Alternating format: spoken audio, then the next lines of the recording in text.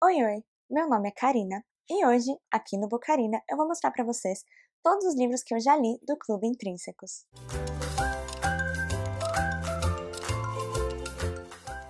O Clube Intrínsecos é um clube mensal de assinatura de livros, onde todo mês você recebe um livro em capa dura, colorido, a capa inteira monocromática, de algum lançamento aqui no Brasil pela editora Intrínseca. É o que fica aqui atrás. Você recebe esse livro um tempo antes, acho que 45 dias, antes desse livro sair para público geral. Na caixinha, a gente recebe o livro, uma revistinha com informações sobre o autor, o livro e outras coisas, curiosidades, e algum mimo. Me sigam lá no Instagram que eu vou começar a fazer unboxing de todas as caixas que chegarem para mim pelos stories e vou deixar em destaque. Eu já sou assinante há bastante tempo, eu assinei na caixinha de número 8, mas eu gostei tanto do clube que quando a Intrínseca abriu a compra de caixinhas antigas, eu comprei as que faltavam e agora eu tô com a coleção completa. Há um tempo atrás eu acabei me perdendo nas leituras por conta de trabalho e alguns problemas pessoais e deixei acumular muitos livros não lidos do clube. Então, para esse ano, para minha meta de livros esse ano, eu decidi tentar ler 2 livros do Intrínsecos por mês, pelo menos um, mas me esforçar para tentar ler 2, para diminuir essa quantidade de livros, porque eu acho que eu tenho metade dos livros lidos e metade não lidos. Então eu vou mostrar para vocês todos os 15 livros que eu já li e falar um pouquinho sobre o que eu achei. O primeiro que eu recebi foi o de número 8, então, que é Um Lugar Bem Longe Daqui, e ele vem com uma revistinha assim, foi em maio de 2019. Então vem algumas informações, vem ilustrações, alguns vêm palavras cruzadas, entrevistas com o autor, enfim, tem várias informações para complementar a sua leitura. Esse aqui eu acho que todo mundo sabe, é um dos queridinhos do Intrínsecos, todo mundo falou muito desse livro quando saiu, e não foi diferente comigo, eu me apaixonei muito pela história e muito pela Kia, que é uma garota que vive em uma cidade chamada Berkeley Cove, mas ela vive longe do centro, ela vive no Brejo. E é inclusive muito atacada, ela sofre muito por conta disso, as pessoas apelidam ela de Garota do Brejo. E ela foi abandonada pouco a pouco pela família, então primeiro sua mãe, daí todos os seus irmãos, ela passou muito tempo vivendo com o pai, que era uma pessoa muito agressiva, e aí acabou ficando sozinha, morando nesse pântano desde criança. A história é narrada no passado e no presente, então a gente acompanha toda a infância da Kia e como ela sobreviveu e viveu nesse brejo. E no presente, que um assassinato acontece e todas as suspeitas caem sobre a menina do brejo. Então as pessoas se dividem em será que ela fez mesmo isso ou é só um preconceito. Esse aqui é um favoritinho. A Steph ficou super desfalcada, né? Enfim. O segundo livro é o número 9, Daqui pra Baixo, do Jason Reynolds. É um livro contado em versos, do ponto de vista de um garoto pobre que vive numa região mais desfavorecida e que vê seu irmão morrer em uma batalha, uma luta violenta, decide se vingar. Então todo esse livro ele se passa em 67 segundos, que é o tempo que o garoto leva para descer de elevador de sua casa até a rua e encontrar a pessoa que assassinou seu irmão. E aí a gente vai acompanhando tudo que ele vai pensando e descobrindo ao longo desses andares. A história foi legal, mas eu não sou muito fã de histórias em versos, poesia e tal, então eu não consegui me conectar tanto com a história, mas eu gostei muito dessa ideia, sabe, do livro todo em 67 segundos. O terceiro livro que eu li foi o Pátria, que é o número 10, de Fernando Aramburu. Ele conta a história da Bettori e da Miren, que são duas amigas de infância, elas sonhavam inclusive em ir para um convento juntas, mas aí as duas acabaram se apaixonando e se casando, constituindo família, e continuaram muito amigas durante todo esse tempo. Elas moram no País Basco. Tudo vai bem até que o ETA, que é uma organização nacionalista armada, que significa Pátria e Liberdade, as separa.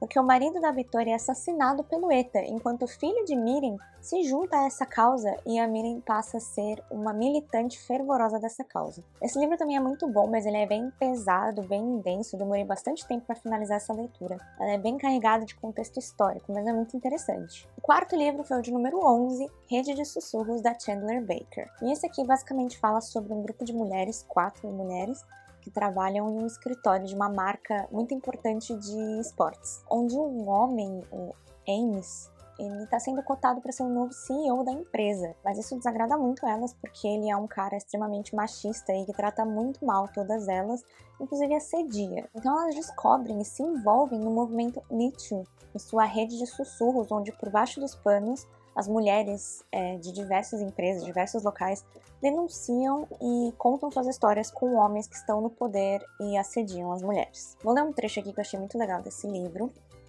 O que iríamos perceber, pelo visto tarde demais, era que quando um prédio está em chamas, ninguém sussurra fogo. Ninguém fica sentado em silêncio diante da mesa, concluindo diligentemente o trabalho e corrigindo erros de digitação enquanto a fumaça entra na sala. Ninguém pede socorro com delicadeza, em voz baixa, para não perturbar os colegas. Então por que fazíamos isso? Gostei bastante desse aqui também, ele não foi meu favorito, mas é muito bom. E ele também envolve um suspense, porque ocorre uma morte aqui no meio da história. Bom, gente, nessa parte do vídeo o áudio deu um probleminha, ficou um pouco estourado, então vou fazer por voiceover. Esse livro é O que Aconteceu com Annie, da C.J. Tudor, e eu não sou uma fã da autora, li 2 livros dela, e o meu problema com ela, basicamente, é que ela é inspirada em Stephen King, ela já falou isso em entrevistas, porém eu sinto que os plots dos livros dela são os mesmos do Stephen King. Então, dando o exemplo de O que Aconteceu com Annie, talvez seja um spoiler, então quem não quiser saber pula pro próximo livro. Mas o plot de O que Aconteceu com Annie, assim que ela apresentou toda a problemática, eu fiquei na minha cabeça que eu já saberia o final. E realmente eu sabia, porque era a mesma coisa de O Cemitério do Stephen King. Então foi minha segunda decepção com a autora. Não é uma autora que eu gostaria de continuar lendo, mas tem mais um livro dela ainda no Intrínsecos para eu ler. O plot desse livro basicamente é de um cara que quando criança saiu com os amigos e com a irmã, e a irmã dele desapareceu. Uma coisa meio dark. E várias buscas foram feitas, a polícia foi acionada, mas sem sucesso. E aí um dia ela volta sozinha para casa como se nada tivesse acontecido, mas ela já não era mais a mesma pessoa. O sexto foi o de número 15, A Última Festa, da Lucy Foley, que foi muito gostoso, eu curti demais essa leitura. É um suspense bem Agatha Christie mesmo, onde alguns amigos, que já são amigos de anos, eles resolvem passar a festa de Ano Novo juntos em um lugar isolado. É um lugar distante, isolado, só tem eles naquele lugar, basicamente um outro casal, e eles ficam presos lá durante uma nevasca. E aí o que acontece? Assassinato. Vale muito a pena, ele é bem rapidinho e divertido. E a autora também tem uma pegada muito legal. Eu não li muitos livros da Agatha Christie, então não sei se ela chega a fazer isso em algum momento. Mas eu achei uma pegada dela bem legal que, além de você não saber quem matou, você também não sabe quem morreu. O livro fica indo e voltando depois do assassinato e antes do assassinato. Só que você não sabe quem morreu ainda. Então você tem 2 coisas para descobrir. O sétimo foi o de número 13, que é Recursão, do Blake Crouch. Tinha muita curiosidade com esse autor. Ele tem um outro livro que é Matéria Escura, que todo mundo fala bastante, ainda não li. Mas eu gostei muito desse e gostei muito dessa cor também, esse amarelo bem mostarda. É um sci-fi que envolve viagem no tempo e é muito legal. Aqui a gente tem uma doença que se chama Síndrome da Falsa Memória, onde pessoas de um dia para o outro começam a ter memórias muito vívidas da vida delas. Talvez um filho que elas tenham tido, alguém que elas tenham casado, só que isso nunca aconteceu. A maioria das pessoas, quando elas percebem que elas não viveram aquilo, nunca vão viver, elas ficam em tanto sofrimento que acabam cometendo suicídio. A história é muito maior do que isso, a gente acompanha basicamente 2 personagens, que são um policial investigando essa síndrome da falsa memória, todas essas mortes, e uma neurocientista desenvolvendo uma tecnologia para tentar atrasar ou reverter o Alzheimer. Essa tecnologia pode até mesmo solucionar essa síndrome, mas ela acaba causando mais caos do que resolvendo os problemas. Uma vibe meio efeito borboleta. O 8º livro foi o 18, o livro de Líbero, que é de um autor brasileiro, o Alfredo Nugent Setúbal, não sei se eu falei certo. Fala sobre um garoto que ele vê o circo chegar na sua cidade, é uma cidade bem pequena, e na noite de estreia ele entra em uma tenda e um homem lá oferece para ele a chance de olhar o livro de Líbero, o livro da sua vida. O garotinho se chama Líbero. Onde ele vai poder ler tudo o que já aconteceu e o que vai acontecer na vida dele. Então o livro ele é todo sobre as consequências da escolha que o garoto fez naquela noite. Foi uma leitura bem prazerosa, eu li em um dia só e foi tipo uma reviravolta de emoções. Eu gostei bastante, fiquei bem surpresa com o livro. Aí o 9º livro foi o de número 3, que é O Construtor de Pontes, do Markus Zusak. Fala sobre 5 irmãos que perderam a mãe e vivem com o seu pai até que ele mesmo acaba abandonando todos eles. Então são 5 irmãos tentando crescer e amadurecer por si próprios.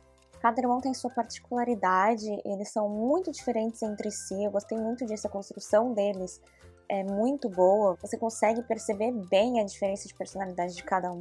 Você também consegue perceber como cada um deles tem a sua função e importância dentro dessa família. E aí um dia, de repente, o pai desses meninos volta pedindo um favor. Aqui o personagem principal é um dos irmãos, que é o Clay, e a gente também vai descobrindo pela voz dele, além dos acontecimentos dele e dos irmãos, como os pais deles se conheceram e a história de amor deles, que é muito bonita. Eu fiquei bem emocionada no final do livro e recomendo bastante. O 10º que eu li foi o 14, que é Os Segredos que Guardamos, da Lara Prescott. Também é um livro de cor bem bonitinho, rosinha chiclete. Também é um livro com bastante contexto histórico. Ele vai falar sobre a Guerra Fria, sobre a CIA, a cortina de ferro da Rússia, as datilógrafas que trabalhavam na CIA, e como o livro escrito por Boris Pasternak acabou sendo usado como uma arma nessa guerra. É bem interessante porque ao mesmo tempo que a gente vai vendo esse contexto histórico, todos os conflitos que realmente aconteceram, a gente vai vendo a história das datilógrafas, das espiãs, do Boris e da sua amante, coisas que já são mais romanceadas, mas são muito interessantes. Foi um bom livro, mas não foi nada que me marcou muito. O 11º livro que eu li, então, foi o 29, que é outro livro da Lucy Foley, A Lista de Convidados. É a mesma fórmula de você não saber quem morreu nem quem matou, mas aqui a gente vai ver um casal rico, famoso, que tá prestes a se casar, e sendo bem excêntricos, eles resolvem se casar em uma ilha deserta. E aí, na noite do casamento, ocorre um assassinato. E eles estão presos lá por conta de chuva e etc. até o dia seguinte. Então é o mesmo esqueminha do primeiro livro que eu li da autora, mas eu achei esse aqui muito legal, muito melhor, inclusive, porque ela teve uma evolução, principalmente na construção dos personagens, que aqui eles são muito mais interessantes. Aí meu 12º livro do Intrínsecos foi o número 1, que é O Desaparecimento de Stephenie Meyer, do Joel Dicker. Foi o meu primeiro contato com a autora e eu gostei demais, inclusive. Tem outro livro dele no Intrínsecos e eu já tenho outro livro dele comprado por fora. Então, né, assim, ainda bem que eu gostei, porque tem mais coisa. Ele fala sobre a Stephenie, que é uma jornalista, e um dia ela aborda um policial para comentar sobre um caso que ele resolveu anos e anos atrás, e para informá-lo de que ele resolveu de forma errada e que a pessoa culpada ainda está solta. Isso mexe muito com o policial, né, e ele resolve procurar essa jornalista, mas alguns dias depois a Stephenie desaparece. Essa história ela tem muitas reviravoltas, o tempo todo eu ficava tipo, nossa, é esse aqui, certeza. Aí eu passava 15 páginas, não pode ser esse. Então é aquele, certeza. Aí 15 páginas, não é. É reviravolta atrás de reviravolta. Ou seja, eu fui feita de trouxa o livro inteiro e é um calhamaço, e mesmo assim eu favoritei. Aí o 13º livro foi o número 2, que é Os Prós e Contras de Nunca Esquecer, do Val Emick. E esse aqui eu tava com muita expectativa, então eu acabei me decepcionando um pouco. Ele foi um livro só legal e eu tava esperando muito mais. Ele fala sobre a Joan, que tem uma condição rara em que ela se lembra de tudo que aconteceu com ela com muitos detalhes. Dia, hora, a roupa que ela tava usando, os cheiros, enfim, tudo. E a gente também tem o Gavin, que é um ator, e ele acabou de perder o marido dele, então ele tá muito devastado. Resolve ir passar uns dias com os amigos dele, que são os pais da Joan. Então, a Joan, ela quer ser lembrada. Por conta dessa condição dela, ela fica meio chateada que as pessoas não lembram tanto quanto ela, e ela quer ser lembrada. Então, ela decide escrever uma música e pede a ajuda do Gavin. Em troca de ele ajudar ela vai compartilhar as memórias que ela tem do marido dele. Então é uma história bem fofinha, mas eu tava esperando muito mais, então eu acabei ficando um pouco decepcionada por minha culpa mesmo. O 14º livro foi o 25, que é Pachinko, da Min Jin Lee. E, gente, que livro é esse? Sério, eu demorei um tempo ainda pra poder dar nota e tal, mas eu acabei favoritando, porque ele é muito incrível. Ele também tem um contexto histórico de quando o Japão tomou a Coreia para si, basicamente. Ele segue as gerações de uma menina chamada Sunja. Na verdade, começa com os pais dela, aí o nascimento dela, o nascimento dos filhos dela, o nascimento dos netos dela, enfim, a gente acompanha a geração inteira da família, desde os anos 1900. E nós vemos basicamente como eles vivem e sobrevivem à ocupação da Coreia pelo Japão.